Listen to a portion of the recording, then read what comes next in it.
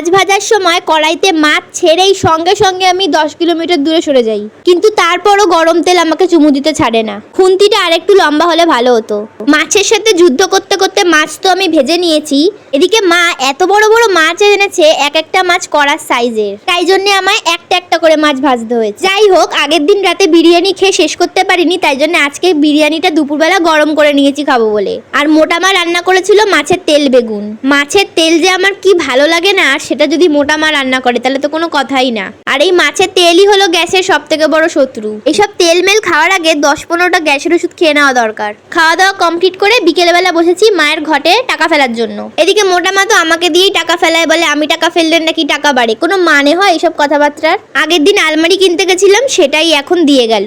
মোটা মা নিজের ইনকামে আলমারি, ফ্রিজ প্লাস আমার খরচা সবকিছু চালায়। আমাদের পাড়ার কিছু মহিলাদের মতো মাঠের কোনায় বসে পরনিন্দা পরচর্চা করে বেড়ায় না। এইসব মহিলাগুলোর খেয়ে দিয়ে তো কাজ নেই, লোকের হাড়ির খবর নিয়ে বেড়ায়। গুণের তো গও নেই, অন্যের উন্নতি দেখলে এদের ফাটে। এইসব কথাগুলো আমার বাড়ির আশেপাশে কিছু মানুষদেরই বলা। যাই হোক, এইসব মানুষদের আমি পাত্তাও দিই না। আমার মা যে এই বয়সে এসেও এত কিছু করছে, এটাই অনেক। যাই হোক, আজকে বাড়ি চলে যাচ্ছি। এসেছিলাম বুধবার, আবার যাচ্ছিও বুধবার, টানা 1 সপ্তাহ থেকে আসলাম। আর আজকে বাসটা অন্য দিক দিয়ে ঢুকিয়েছে, আমি শিয়ালদা স্টেশনই খুঁজে পাচ্ছিলাম না।